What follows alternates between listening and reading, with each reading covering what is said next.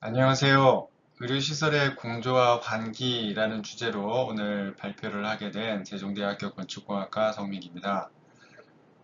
이번 강의가 일반적인 의료시설의 공조와 환기가 아니라 의료시설의 그 감염병 관리를 위해서 감염병 관리와 관련된 어떤 그 수단으로서 공조와 환기를 이해하는 데 도움이 되는 내용을 좀 준비를 했는데요. 예전에 다른 곳에서도 이렇게 강의를 좀 하다 보면 아무래도 전공이 다르다 보니까 저희 분야에서는 일반적인 내용인데 그래도 이렇게 좀 가능한 한 쉽게 설명을 해드린다고 해도 또 개중의 용어라든가 어떤 개념 같은 것들이 익숙하지 않다 보니까 이해하시기 힘들다고 하시는 분들이 가끔 계셨어요. 그래서 그래도 뭐 가능한 한 쉽게 설명을 해드리려고 제가 준비를 하긴 했는데요. 혹시 이 강의를 다 듣고 나서 또는 강의 중간에 잘 모르시겠다든가 하는 부분들이 있으면 강의 끝나고 나서 저에게 개별적으로 문의를 주시거나 아니면은 요즘 인터넷 잘 나와 있으니까 인터넷으로 검색을 해보시면 아마 이해하시는데 도움이 될 만한 그런 자료들이 많이 있겠습니다. 제가 말씀드릴 내용은 환기와 공조의 개념, 그리고 환기 기준, 의료시설에서의 환기 기준이 되겠죠. 그 다음에 의료시설에서의 환기, 우리가 무엇을 알아야 되는가 하는 거에 대해서 말씀을 드리고 끝내도록 하겠습니다. 근데 이제 이 내용을 말씀드릴 텐데 다만 이제 이 강의 시간이 20분이라고 해서 조금 20분 넘게 조금 설명을 드릴 수도 있을 것 같은데요. 그래도 짧습니다. 이 개념 자체가 어떻게 보면은 한 번 들어서 이해하기가 쉽지가 않은 그런 개념이라서 다음에 기회가 되면 혹시 이런 기회가 또 있으실 때 다시 한번 들으시면은 두 번 이상 들으시면 좀 이해하시기가 좀 수월지 않을까 이렇게 생각을 합니다. 자, 먼저 환기와 공조의 개념에 대해서 말씀을 드리겠습니다. 아무래도 환기가 뭔지, 공조가 뭔지 이런 것들을 좀 이해를 하시고 난 다음에 그 다음에 이제 의료시설의 환기와 공조에 대해서 좀 들여다보시는 게 이해하기가 수월하실 것 같습니다. 자, 먼저 환기 개념, 너무 쉬워서 이 정도야 다 알지 이렇게 생각하실지도 모르겠는데요. 환기 말 그대로 실내 공기를 신선한 외기로 교환하는 것입니다. 근데 이제 실내 공기가 그냥 실내 공기가 아니고 여기에는 실내에 오염된 공기라는 개념이 포함이 되어 있죠. 그래서 우리 실내 공기는 오염이 되어 있습니다. 항상. 뭔가 실내에서 발생하는 여러 가지 물질들로 인해서 뭐 균이 될 수도 있고 아니면 화학물질이 될 수도 있고 먼지 이런 것도 될 수도 있죠. 그죠? 그런 것들에 의해서 공기가 오염이 되어 있고 이 오염된 공기를 바깥으로 버려주고 바깥의 외부에 아주 신선한 외기를 실내에다가 공급을 해줘야 됩니다.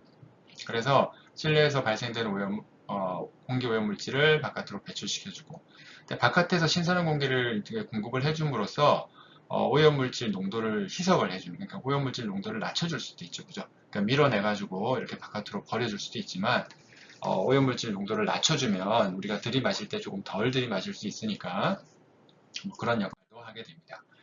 자, 이 환기라는 거는 크게 이 자연환기와 기계환기라고 나눌 수 있는데요. 우리가 근데 보통 일반적으로 매스컴이나 이런 데서도 환기를 해야 됩니다. 이렇게 얘기를 하면 보통은 창을 열어서 환기를 하는 걸 생각을 합니다. 왜냐하면 일반 사람들은 이 기계환기라는 거에 대해서 익숙지를 않거든요. 왜냐하면 이 기계환기 장치라는 게 보통 이제 건물의 설비, 뭐 환기 장치뿐만 아니고 설비라는 게 대부분 숨겨져 있습니다. 보이지 않는 곳에서 역할을 하고 있죠. 우리 사람도 여러 가지 그 생명 유지에 필요한 혈관이나 호흡기 이런 것들은 겉으로 안 보이잖아요. 우리 외모만 보이듯이 건물도 아주 멋진 그 외형과 인테리어 이런 것들은 눈에 보이지만 정말 건물을 유지하는 데 필요한 그런 골격, 뭐 구조 이런 거 있죠. 뭐 기둥이나 이런 것들 그런 것도 다 숨겨져 있고 그 다음에 설비 그런 이제 방기나 아니면은 뭐 급배수 배관 이런 것들을 다 안 보이잖아요. 아무래도 눈에 보이면 뭐 그렇게 이쁘지는 않기 때문에 모양이. 그래서 그런 것들이 다 숨겨져 있습니다. 기계장치 같은. 그래서 있는지도 잘 몰라요, 사람들이. 그래서 환기를 해야 된다 그러면은, 아, 창문 열어서 환기하면 되지, 이렇게 보통 생각을 하죠. 그런데 익숙해 있고요. 그래서 그런 것들은 우리가 자연환기라 그러고, 근데 대부분의 이제 의료시설이라든가 좀 어느 정도 규모가 되는 건물들 같은 경우에는 요즘은 창을 열어서 환기를 할 수 있는 그런 열 수 있는 창들이 점점 줄어들고 있어요. 아무래도 고층화되고 건물이 커지다 보니까 창문을 크게 열면 뭐 떨어져서 다칠 수도 있고, 그래서 열 수 있는 창은 최소한으로 하고 대부분은 기계 환기 장치를 이용을 해서 환기를 하고 있습니다. 자연 환기를 먼저 한번 보죠. 우리가 창을 열어서 환기를 하는데, 근데 창을 연다고 해서 이게 환기가 다 잘 되느냐? 근데 보면은 어쨌든 이 환기라는 거는 공기의 움직임이기 때문에 공기가 움직이려면 공기의 압력의 차이가 있어야 됩니다. 공기의 그 압력의 차이가 발생을 해야 되거든요. 우리가 열도 온도가 높은 데서 낮은 데로 이동하듯이 공기도 공기의 압력이 높은 데서 공기의 압력이 낮은 데로 이동을 해요. 그래서 바깥 공기가 실내로 들어오려고 그러면 바깥 공기가 실내 공기보다 압력이 높아야 된다는 거죠. 자, 이렇게 공기의 압력 차이가 발생하게 하는 힘, 이게 이제 이거를 자연적인 힘을 이용하느냐 아니면 기계적인 힘을 이용하느냐에 따라서 자연환기와 기계환기로 우리가 구분을 할 수 있다는 거예요. 자연환기는 자연의 힘, 자연의 에너지를 이용해서 이런 압력 차이가 발생해서 공기가 이동하도록 만들어주는 그런 이제 환기 방식이에요. 이 어떤 자연의 힘이 있느냐? 크게는 두 가지입니다. 바람, 그 다음에 실내외 온도차. 그래서 바람이 많이 불 때는 우리가 창을 조금만 열어도 바람이 많이 들어오고 환기가 많이 되잖아요. 그죠? 그죠? 여러분들 일상생활에서도 많이 겪게 되는 거고.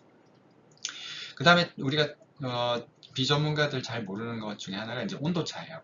실내외 온도 차이가 크면 클수록 겨울철에 왜 겨울철에 찬바람이 많이 들어올까요? 뭐냐면 실내외 온도 차이가 그만큼 커지기 때문에. 그러면은 실내 온도 차이가 크면 바람 많이 안 불어도 바람은 거의 안 불어도 찬바람이 엄청 많이 들어옵니다. 왜냐하면은 밀도 차이가 커지고 그러면 압력 차이도 커지기 때문에 바깥에서 바람이 많이 들어와요. 그럼 들어오면 또 바깥으로 밀려서 나가겠죠, 그죠? 이런 식으로 바람과 온도 차이에 의해서 자연환기가 일어나는데 우리가 바람을 마음대로 조절할 수 있나요? 실내 온도 차이를 우리가 마음대로 제어할 수 있나요? 안 되잖아요, 그죠? 이거는 어떤 기후나 날씨 뭐 여러 가지 그런 자연적인 현상에 의해서 결정이 되는 거기 때문에 우리가 자연환기는 창을 연다고 해서 무조건 자연환기가 잘 된다고 볼 수가 없어요. 이런 조건이 맞아야 돼. 바람이 많이 분다든가 실내 온도 차이가 클 때만 우리가 창을 열었을 때 환기가 많이 되지, 창을 뭐 열었다고 해서 바람 하나도 안 불고 실내 온도 차이가 거의 없다. 그러면 거의 환기가 안 돼요. 그래서 이 자연환기는 우리가 에너지를 사용하지 않기 때문에 에너지 절약적이고 자연 친화적이고 그런 이제 환기 방식이긴 하지만 항상 일정하게 우리가 환기를 효과를 얻을 수는 없다라는 그런 단점이 있어요. 그리고 자연환기는 이런 이제 뭐 복잡한 시계에 의해서 온도 차이, 바람에 의한 뭐 이런 시계에 의해서 환기량이 어느 정도 되는지 우리가 계산을 할 수가 있죠. 자, 그리고 기계환기. 기계환기는 비교적 자연환기에 비해서는 간단 명료합니다. 이런 기계장치, 팬, 우리가 선풍기에 달려있는 그런 팬 있죠. 그런 팬을 이용을 해가지고 팬을 이용을 해서 바람을 강제적으로 불어주기 때문에 이 팬의 회전 속도라든가 팬의 크기라든가 이런 거에 의해서 불어주는 바람의 양이 결정이 돼요. 그래서 우리가 처음에 이런 장치를 설치를 할 때, 자, 이 정도의 바람을 불어 넣어주면 되겠다. 환기를 해주면 되겠다. 풍량을 정해놓고 이 장치를 설치를 하면 우리가 원하는 만큼의 환기를 24시간 일정하게 계속 해줄 수 있다는 거예요. 날씨가 어떻든 간에. 그죠? 그래서 그런 장점이 있기 때문에 보통 대형 건물이라든가 환기가 중요한 건물 같은 경우에는 자연 환기를 안 하고 기계 환기를 써요. 물론 기계환기를 설치해 놔도 자연환기가 잘 이루어질 수 있는 조건이다. 바람도 좀 불고 실내 온도 차이도 좀 나고. 근데 뭐 그렇다고 해서 뭐 온도 차이가 많이 나다 한겨울이라 해가지고 찬바람 그대로 들어오면 안 되잖아요. 그러니까 약간 가을이나 이런 때처럼 바깥 공기도 좀 선선하고 그럴 때는 기계환기를 끄고 창을 열어서 자연환기를 하면 자연환기가 잘 될 수도 있죠. 근데 이제 항상 그렇지는 않으니까 기계환기 장치가 필요하다는 거예요. 그래서 이 팬에 가지고 있는 풍량이라고 하는 단위가 시간당 큐빅미터가 되는데 1시간에 얼마만큼의 부피의 바깥 공기를 실내로 불어넣어 주느냐 하는 그런 이제 능력이 되겠어요. 이런 기계 환기를 우리가 보통 세 가지로 이렇게 나누는데요. 1종, 2종, 3종 환기로 나누는데 이러한 팬을 어디에다가 설치하느냐에 따라서 이렇게 세 개로 나눠요. 1종 환기는 우리가 바깥 공기를 실내로 불어넣어 줄 때도 이걸 설치를 하고 그 다음에 실내 공기를 바깥으로 버려줄 때도 설치를 하는 거예요. 그러니까 둘 다 설치를 하는 거죠. 불어줄 때도 설치하고 바깥으로 버려줄 때도 설치를 하고. 2종 환기는 바깥에서 실내로 불어주는 것만 강제적으로 팬을 이용해서 불어줘요. 근데 그럼 공기가 이게 실내로 계속 불어주니까 강제적으로 실내가 압력이 높아지겠죠. 양압이 형성이 돼요. 그러면 이제 압력이 높으니까 풍선처럼 어떤 문이라든가 창이라든가 있으면 바람이 밀려서 빠져나가겠죠. 그죠? 3종 환기는 반대로 바깥쪽으로 버려주는 공기 쪽에 그쪽에 이제 팬이 달려 있어요. 그래서 실내 공기를 그냥 바깥으로 이렇게 버려주니까 실내는 약간 압력이 낮아지면서 음압이 걸리게 되죠. 그러면 여기에 출입구라든가 창이라든가 이런 게 있으면 바람이 이제 자연스럽게 빨려 들어오겠죠. 그죠? 이렇게 빨려 들어와서 팬을 통해서 바깥으로 빠져나와요.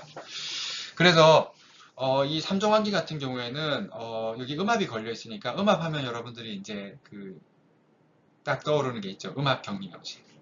음압 격리 병실이 3종 환기와 같은 개념을 사용을 해요.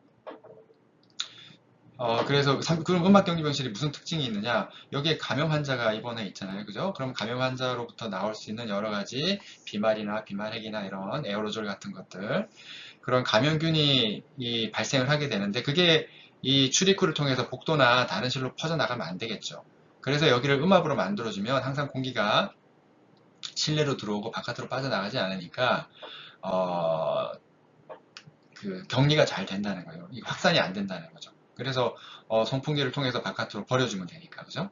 그래서 3종 환기를 쓰는 데는 보통 여기가 오염된 곳, 뭔가 안 좋은 것이 있어서 바깥으로 확산이 되지 않게 할 곳. 대표적으로 음압격리병실 말씀드렸지만 그 이외에 화장실이라든가 그죠? 또는 폐기물 처리실, 그죠? 폐기물 보관하는 데, 쓰레기 보관하는 데 이런 데는 냄새나 이런 것들이 바깥으로 퍼지면 불쾌하고 그렇잖아요. 그죠? 그래서 3종 환기와 같은 환기를 사용을 해요. 그리고 여러분들 또 쉽게 볼 수 있는 데가 저기잖아요. 고깃집, 고기 구워 먹을 때, 그죠?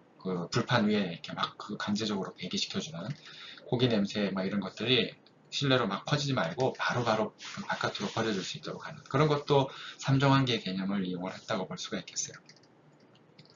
그 다음에 2종 환기는 공기를 불어넣어 주니까 아까 양압이 걸린다 그랬잖아요. 그러니까 이쪽으로 밀려서 항상 나가요. 나가니까 바깥에 어디 다른 복도나 다른 인접실로부터 이쪽 실로 공기가 안 들어오겠죠. 그러니까 여기는 항상 바깥 공기, 깨끗한 공기만 불어넣어주면 여기는 깨끗하게 유지를 할 수가 있죠. 그래서 여기는 되게 청정해야 되는 그런 곳, 뭐 수술실이라든가, 그죠? 클린룸이라든가 이런 것 같은 경우에는 2종 환기와 같은 개념을 사용을 해요. 근데 실제 클린룸이나 아니면 음압격리 병실을 이렇게 팬 하나만 가지고 하진 않아요. 1종 환기 방식을 사용을 해요. 그러니까 뭐냐면 급기도 팬을 이용을 하고 배기도 팬을 이용을 한다.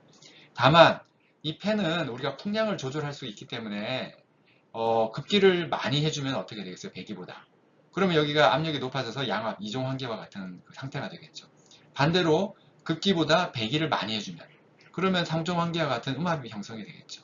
그래서 실제로 1종 환기와 같은 환기 장치를, 공조 장치를 설치를 해놓고 풍량을 조절을 해가지고 음압 격리 병실로 우리가 활용을 하기도 하고 또는 수술실 같은 경우에는 급기를 많이 해서 약간 양압을 만들어주기도 하고 이렇게 한다는 거예요. 그래서 이런 세 가지 환기 방식을 활용을 할 수가 있고요. 그 필요성에 따라서 그래서 다양한 이런 환기 방식 이런 것들이 이제 적용이 되고 있다라는 거를 이제 이해하시면 되겠고요.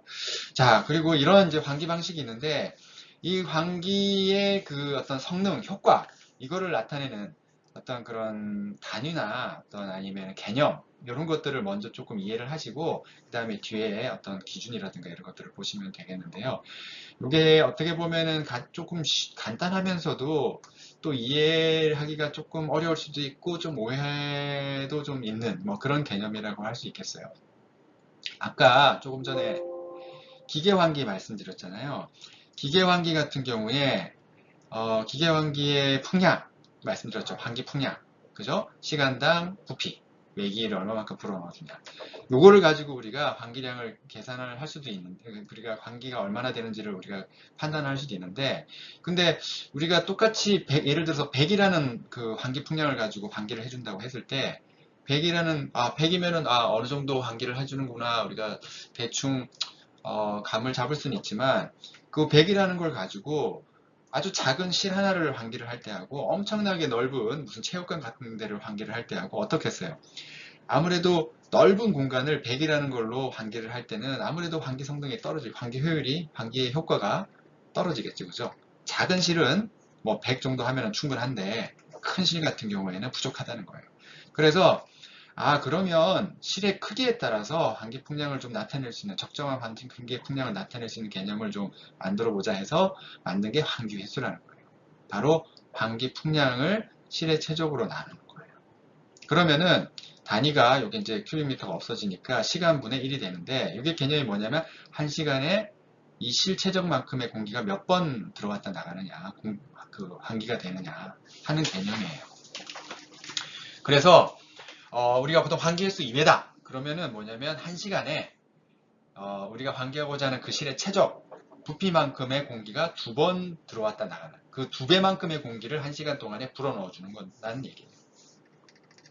근데 우리가 매스컴이나 이런 데서 보면은 자 환기횟수 우리 코로나 때문에 환기횟수 시간당 2회 또는 시간당 뭐 4회 이렇게 하시는 게 좋겠습니다 이러면은 그러면 1시간에 2번 창문을 열어서 뭐 2번 창문 열었다 닫았다 또는 뭐 4번 열었다 닫았다 하라는 건가? 이렇게 또 오해를 하는 분들이 많아요. 근데 아까 말씀드렸다시피 창을 열어서 자연환기를 시키는 거는 그런 날씨라든가 그런 자연적인 조건에 따라서 이 환기 풍량이라는 게 많이 바뀐다는 말이죠.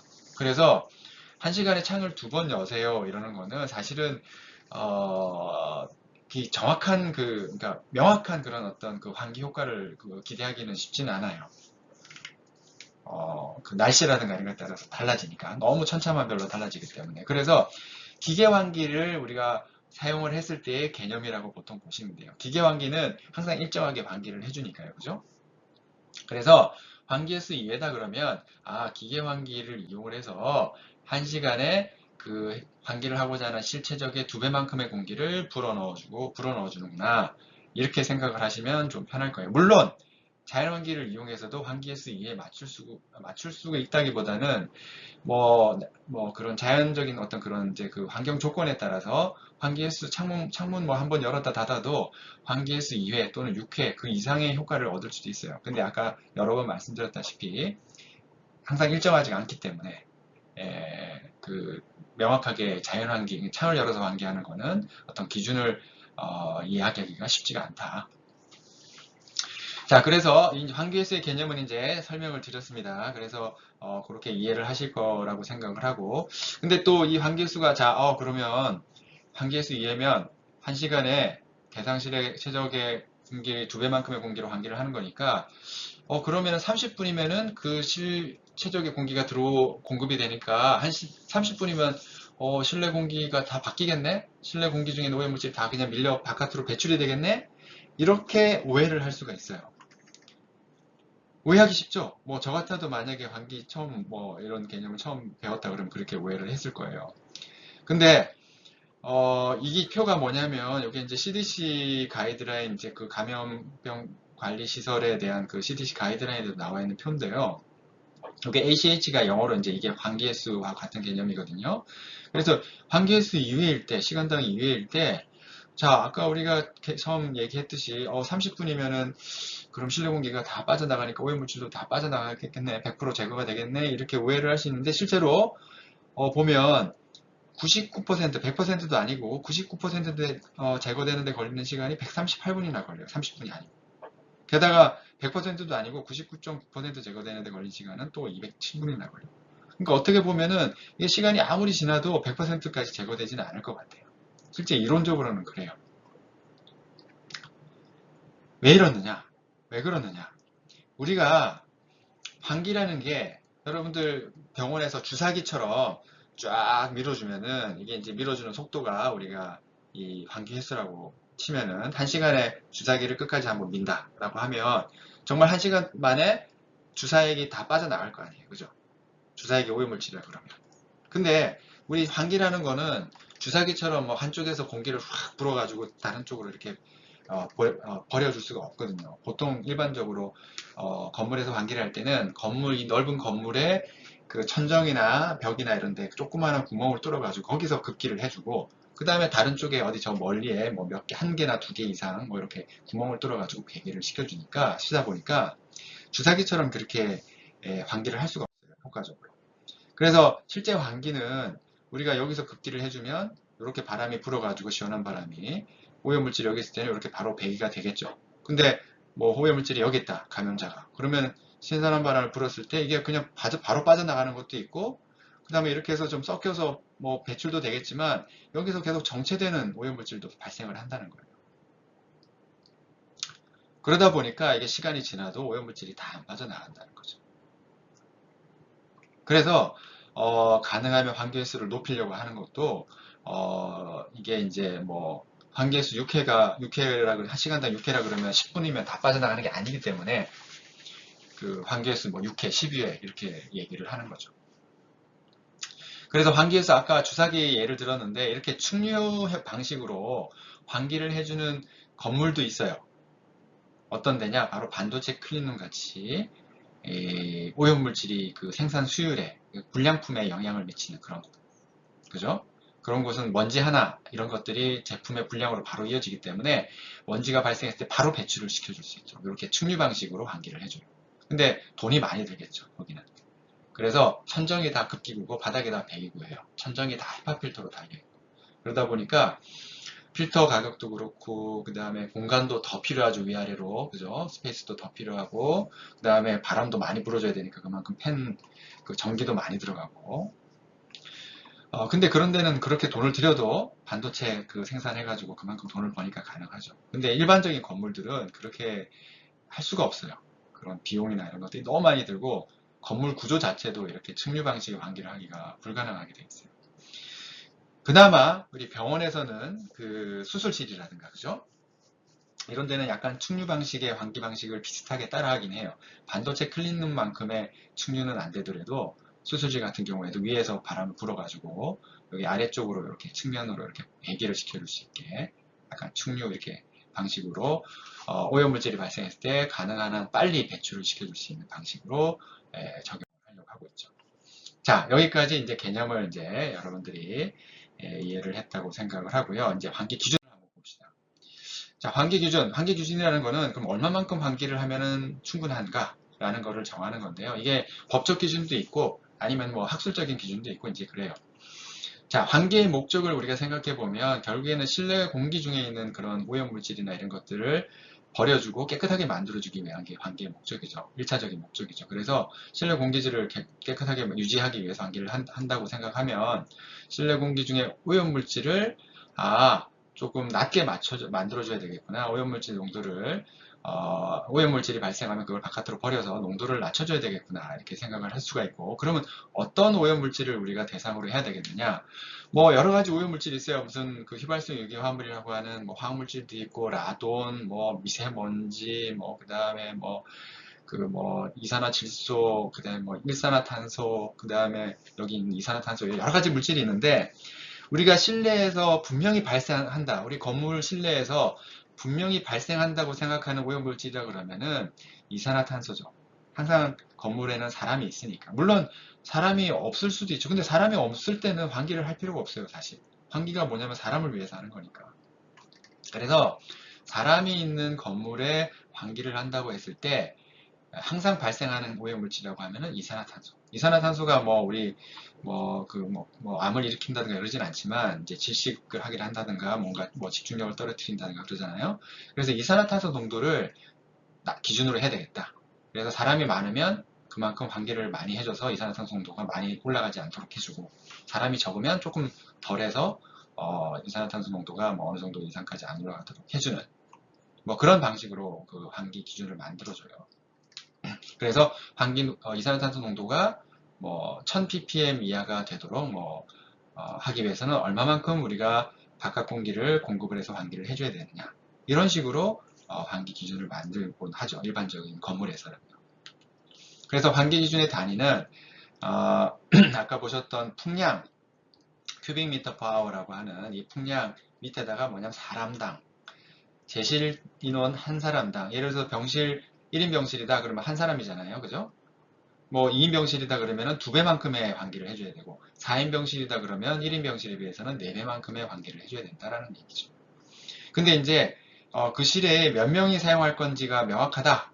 처음에 이 건물을 지을 때부터 그러면은 요거에 따라서 해도 되는데 만약 그게 불분명하다 그러면은 바닥 면적을 가지고 기준으로 해요. 바닥 면적이 넓냐 좁냐에 따라서 환기량을 기준으로 정하기도 해요. 요거는 주로 미국이나 이런 데서 많이 사용하는 기준인데요. 또는 조금 전에 설명을 드렸던 개념인 환기 횟수를 가지고 기준을 제시를 하기도 해요. 그래서 뭐 2회냐 우리 감염 음압격리병실 같은 경우에는 뭐 6회 시간당 6회 이상 뭐 외국에는 16회 12회 이상 뭐 이렇게 얘기하잖아요. 그죠? 또는 뭐 공동주택 같은 경우에는 0.5회 이상 시간당 0.5회 이상 이런 식으로 환기 횟수로 환기 기준을 제시를 하기도 해요. 이런 환기 기준이 법에 나와 있는데 건축법, 우리가 건물을 지을 때 건물 짓는 거하고 관련된 그 건축법에 보면은 건축물의 설비 기준 등에 관한 규칙이라는 거에 보면 각 시설의 종류별로 환기량을 이렇게 기준을 만들어 놨어요. 요거 이상 환기를 할 수 있도록 해야 된다. 2006년에 만들어졌어요. 그전에는 없었어요. 그러니까 사실 환기 기준이 환기 되게 중요한데 왜 이렇게 늦게 만들어졌지 생각할 수도 있는데 늦게 만들어졌어요, 정말. 그래서 여러 가지 시설, 그 중에서 의료시설 같은 경우에는 단위를 보면 한 사람당 큐빅미터 퍼 아워죠. 그죠? 그러니까 한 사람당 36 큐빅미터 퍼 아워 이상의 환기를 해야 된다. 환기를 할 수 있는 장치를 설치를 해야 된다는 거예요. 기계 환기 장치를. 다른 시설에 비해서는 높죠. 그죠? 아무래도 환기가 중요한 시설이기 때문에 그런 거예요. 근데 다만 이 시설도 그냥 법을 보면은 대상 시설이 일정 규모 이상의 병원만 해당이 돼요. 2000제곱미터 이상, 총 바닥 면적이, 연면적이, 또는 100평상 이상. 그러니까 이 이하의 작은 병원들은 해당이 없다는 거죠. 그 다음에 공동주택의 경우는 0.5회, 시간당 0.5회 이상 환기를 하도록 되어 있습니다. 그 다음에 이제 병실의 환기, 이제 조금 전 거는 다중이용시설에 대한 거고요. 요거는 이제 병원, 여기서부터 병원인데, 병원의 환기 기준, 사실 병원은 여러 가지 다양한 실들이 있기 때문에 그 실의 목적에 맞게 그런 어떤 청정도라든가 그 환기의 어떤 그런 요구 조건들이 있는데요. 그런 그 병원의 복잡한 그런 요구 조건을 만족시킬 수 있는 기준이 우리나라에는 아직 없어요. 외국, 미국이나 이런 데는 만들어져 있는데요. 물론 이제 2017년에 제가 보건복지부에서 과제를 받아서 만들어 놓긴 했는데 그게 뭐 실제로 뭐 강제 규정도 아니고 그냥 참고만 할 수 있는 그런 자료를 해가지고요. 다만 이제 강제적으로 적용해야 되는 기준이 이제 2017년 메르스 이후에 의료법 시행 규칙에 이제 이게 추가가 됐습니다. 간단하게 환기 시설을 설치하도록. 요거는 병원의 규모에 상관없이 병실이면 다 설치해야 됩니다. 물론 새로 짓는 병실만 해당이 되죠. 기존 병실은 해당이 안 돼요. 음압격리 병실도 설치해야 된다고 되어 있고 300병상 이상. 이건 잘 아실 거라고 생각을 합니다. 그리고 환기 기준도 그때 당시에 저 기준 만들면서 좀 저 기준만 있으면 뭐 얼마만큼 환기를 해야 되냐 이걸 잘 모를 수가 있어서 설명하는 자료를 만들어 달라 그래가지고 이렇게 자료를 만들어 놨습니다. 그때 뭐 해설서라 그래야 되나요? 뭐 하여튼에 요것도 같이 보건복지부에서 공고가 됐어요. 공개가 됐죠. 그 다음에 이제 수술실도 사실 청정해야 되기 때문에 수술실의 환기 기준이 필요하죠. 근데 없었어요, 수술실도. 그래서 의료법 시행 규칙이 2015년 다른 원인에 의해서 감염병이나 이런 게 아니고 다른 원인에 의해서 안전 좀 확보해야 되겠다 그래가지고 개정이 됐는데 여기에 공기정화 설비라는 게 들어가 있었어요. 근데 공기정화 설비가 뭐냐 하는 거에 대한 정의를 계속 안 내리다가 2018년에 부랴부랴 그때 이제 이 수술 감염 전문가들, 감염 의료 전문가들하고 그다음에 이 설비에 관련 전문가들이 모여가지고 이제 수술 종류에 따라서 이 공기정화 설비의 수준이 뭐냐, 필터가 뭐냐, 또는 환기 시스템, 환기 횟수 얼마로 해야 되느냐 이런 것들을 만들었어요. 그래서 이 기준은 새로 짓는 수술실이 아니고 기존 수술실도 다 해당이 되는 거였어요. 근데 뭐 규모에 상관없이요. 근데 이제 실제 어떻게 적용되고 있는지 모르겠어요, 사실. 이거 체크를 보건소, 뭐 보통 의료시설 같은 경우는 보건소에서 다 그 관리를 하잖아요. 근데 보건소에서 이거를 확인할 수 있는 분들이 별로 없는 것 같더라고요. 뭐 저희 같은 사람들한테도 의뢰가 안 왔으니까 아마 확인이 잘 안 되고 있지 않을까 이렇게 생각이 드네요. 뭐 자세히. 그래서 그리고 이런 기준들이 있고요. 물론 하나 빠뜨린 게 있는데요. 음악 격리 병실의 기준 있죠. 음악 격리 병실의 기준이 있는데 사실 지금 여러 가지 버전의 음악 격리 병실에 대한 기준이 간단한 기준들이 있는데 그 모태가 되는 거는 국가지정 입원치료병상. 국가지정 입원치료병상 국가에서 그 예산을 지원해가지고 전국에 지금은 한 30개 이상, 한 30개 정도가 가까이 되죠. 시설되죠. 시설에 구축한 음악격리 병실 시설. 그 시설의 기준, 시설 기준에서부터 다 이렇게 가지를 치고 나왔는데요. 일단은 지금 현재로서는 국가지정 입원치료병상 기준이 제일 좀 상세하고 그 다음에 기준도 가장 좀 강력하고 이제 그런 기준입니다. 근데 그거는 제가 요번에 다루지는 않았어요. 근데 왜냐면 그건 아마 이미 많이 접하고 계셨을 거라고 생각을 하고요. 그리고 뒤에서도 조금 그 관련해서 설명을 할 거기 때문에. 그래서 자, 의료시설에서의 환기는 그럼 어떻게 되느냐? 지금 시간이 별로 없어가지고요. 이미 30분이 넘었네요. 의료시설의 설비, 뭐 설비라 그러면 공조 환기 설비, 뭐 급배수, 전기통신 방지 설비 이렇게 이제 나눌 수가 있고요. 그 중에서 이제 환기가 공조 설비하고 관련이 있는데 공조 설비라는 거는 공기조화 설비입니다. 공기조화. 공기를 뭔가 이렇게 덮이거나 또는 식히거나 또는 가습을 하거나 제습을 하는 그런 이런 기능을 가진 공기조화 설비를 말합니다. 이 공기조화 설비를 이용해서 환기를 하기도 해요. 자, 그래서 이 의료시설의 환기 기준, 아까 우리나라에는 이 구체적인 기준들이 없다. 그렇게 말씀드렸는데, 이거는 이제 미국의 기준입니다. 미국에서는 오래전부터 이 애슐레라고 하는 협회에서 이 기준을, 이 전문가, 협회에서 기준을 만들어서 이걸 CDC라든가 아니면 각 주에서 강제적인 어떤 지켜야 되는 법으로 이렇게 실시하고 있는 데도 있고요. 아니면 그냥 가이드라인 정도로만 실시하고 있는 주도 있는데, 보시면 이게 전부가 아니에요. 이게 한 10%만 지금 발췌를 한 겁니다. 이 이외에도 다양한 실별로 기준들이 다 따로따로 나와 있어요.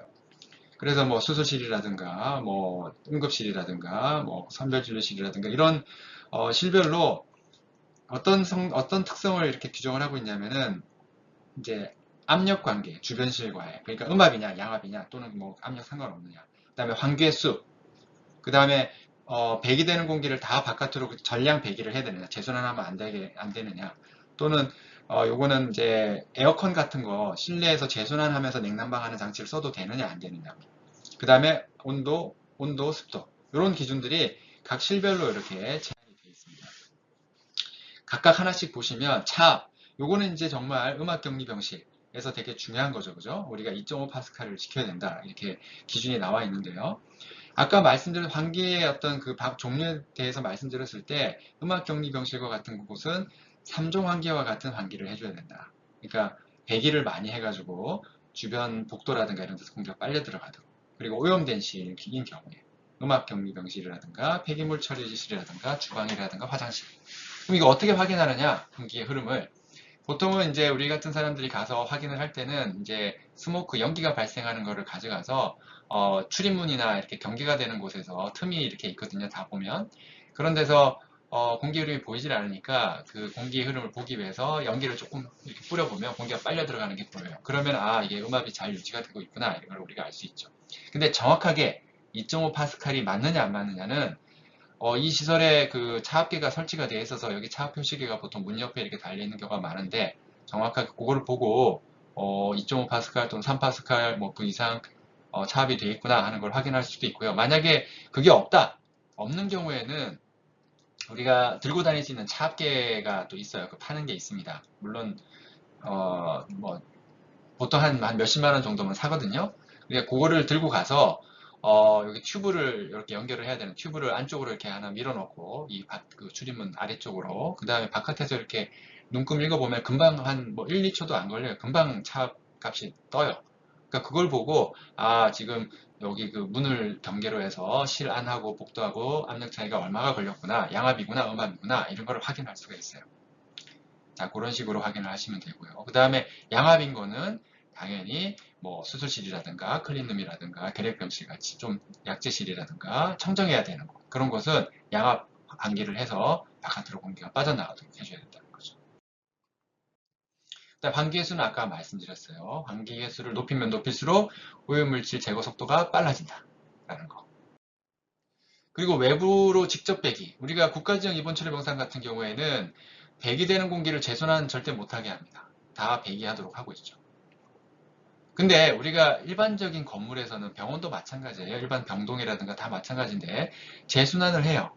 냉난방을 하면서 여기 이제 공기조화기, 공기조화 설비라고 해서 실내 공기를 바깥으로 다 버려주면 좋겠지만 그러면은 에너지 낭비가, 특히 여름이나 겨울철 같은 경우에는 에너지 낭비가 너무 심해가지고 이걸 일부를 재순환해서 바깥에서 들어오는 공기하고 섞어서 여기서 공기를 데펴주거나 식혀줘서 이렇게 실내로 공급을 해줘요. 그러면 에너지를 좀 절약할 수 있어요. 한겨울에 차가운 공기를 그냥 다 불어넣어주면 여기서 엄청나게 난방을 해줘야 돼서 난방 에너지가 너무 많이 들어가거든요. 그래서 이렇게 섞어서 공급을 해줘요. 근데 문제는 일반적인 그냥 의료시설이나 이런 데도 일반 건물도 마찬가지인데 겨울철에 에너지를 조금 더 줄이기 위해서 이걸 아예 닫아버리는 경우가 있어요. 바깥으로 배기를 안 해요. 어떻게 하겠냐면 실내 공기를 그냥 이렇게 수순환시키는 거예요. 그냥. 이러면 에너지가 정말 난방 에너지가 많이 절약이 되거든요. 근데 이렇게 되면 어떻게 되겠어요? 실내에서 발생한 오염물질이 계속 실내에 축적이 되겠죠. 게다가 더 중요한 사실은 이 공조기라고 하는 게 하나의 실만 공조를 하면 괜찮은데 하나의 실이 아니고 병동, 그러니까 여러 병실, 복도, 뭐 너스테이션 다 포함해서 또는 여러 층의 병실을 이 공조기 하나가 다 담당을 하는 경우도 많이 있어요. 그러니까 그런 경우에 어떻게 되겠어요? 어느 한 병실에서 감염 환자가 나왔어요. 근데 그 환자에서 나온 뭐 에어로졸이나 비말 이런 것들이 공조기를 통해서 어디로 가요? 다 다른 실로 다 퍼져나갈 수가 있다는 거죠. 물론 여기에 필터가 어느 정도 이렇게 들어가 있긴 한데 그래도 이게 이 공조기를 통해서 퍼져나갈 가능성이 있다는 거죠. 그래서 그런 것들을 줄여주기 위해서는 전량 배기를 하면 좋겠지만 아까 얘기를 드렸듯이 전량 배기하는 거는 현실적으로 불가능하고 어, 일부 배기하고 배기를 도입을 하고 필터를 잘 써가지고 제거를 할 수 있도록 이렇게 좀 만들어줘야 되겠어요. 그 다음에 제순환 냉난방기는 이런 우리가 일반적으로 알고 있는 에어컨이라든가 그 다음에 팬코일 유닛 같은 건데 이 안에 보면 이제 이렇게 곰팡이라든가 세균이 증식하기 쉽습니다. 특히 여름철에 냉방할 때. 그래서 이런 걸 사용하지 말라고 그러고요. 온습도는 여러분들 잘 아시다시피 따뜻하고 춥고 이런 거 관련된 거고 그 다음에 또 감염과 관련해서는 감염균의 생존력하고도 관련이 있어가지고 적정한 온도하고 습도를 유지시켜주는 게 중요합니다. 네, 필터 아까 그 공조기에서 말씀드렸고요. 이제 마지막이 되겠는데요. 이렇게 앞서 말씀드렸던 기준도 있고 다 한데 그래서 웬만한 그 큰 병원이나 뭐 잘 갖춰져 있는 병원들은 환기장치나 공조장치가 잘 돼 있는데 이게 있다고 해서 설치되어 있다고 해서 모두 다 가동되고 있는 건 아니에요. 이게 설치가 되어 있지만 아까 말씀드렸다시피 이걸 틀면은 트는 순간 에너지가 필요한 거예요. 전기가 돌아가고 전기가 올라가고 가스비가 올라가고 그래요. 그렇기 때문에 이 병원을 운영을 하는, 시설을 운영하는, 또 뭔지 아니면 운영자나 아니면 시설 관리자분이 이 환기장치나 공조장치를 정말 적절하게 관리하고, 그 다음에 운전을 하셔야지 이거 환기가 되는 거예요. 만약에 운전 안 하고 끄고 있다, 그냥 계속 재순환만 계속 닫아놓고 그냥 공기 순환만 시키고 있다 이러면은 환기장치가 설치되어 있다 하더라도 없는 거하고 똑같은 거죠.